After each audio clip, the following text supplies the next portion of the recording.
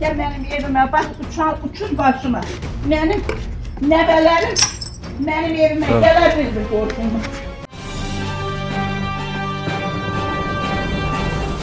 Kanalımıza müraciət edən Kəlbəcər rayon sakini Əliyeva Həcər məcburi köçkün olaraq Oğuz rayonunun Kərimli kəndində məskunlaşıb. Onun sözlərinə görə yaşadığı ev hazırda şəraitsiz və qəzaqlı vəziyyətdədir. Bildirir ki, evin divarlarında ciddi çatılar əmələ gəlib və bu vəziyyət yaşayışı üçün təhlükə yaradır. Əliyeva Həcər kanalımız vasitəsilə aidiyyəti qurumlara müraciət edərək ona köməklik göstərilməsini xahiş edir. Daha ətraflı vətəndaşın öz dilindən dinləyək.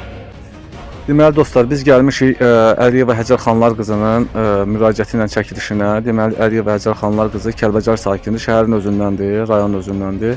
Ana müraciətinizi eləyin. Benim yaşadığım yer bax ünvanım buradır.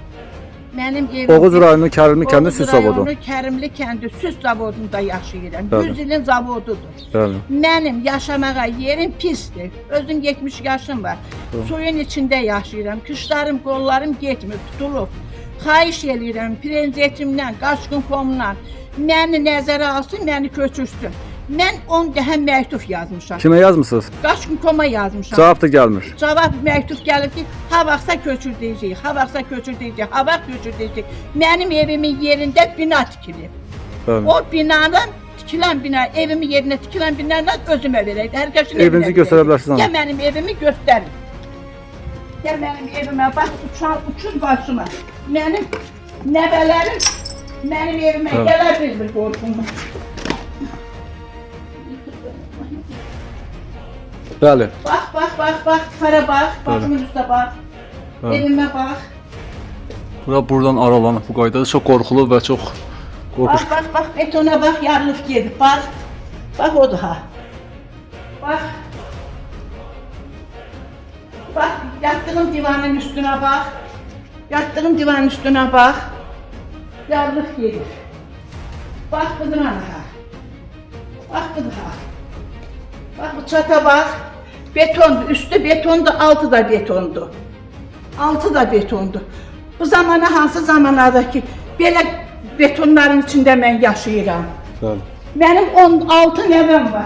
Evet. Qorxularından biri mənim yanıma gəlmir ki, ay nənə biz oradan qorxuruq, betonlardan qorxuruq, gecə üstümüzə uçar. Xahiş edirəm dövlətindən, Qaçqın.com-dan məni köçürsün. Bəli. Mənim evim alınıb, torpağım alınıb, yerim yurdum alınıb, mənim pulum yoxdur, mənim dalım yoxdur, məni köçürsünlər. İnşallah sizi də köçürdərlər. Allah şəhidlərimizə rəhmət eləsin. Allah Şəhidlərin tökülən qanına qurban olur, Evet. prezidentimə qurban olur. Bana da kömək eləsin, Evet. bana da kömək eləsin.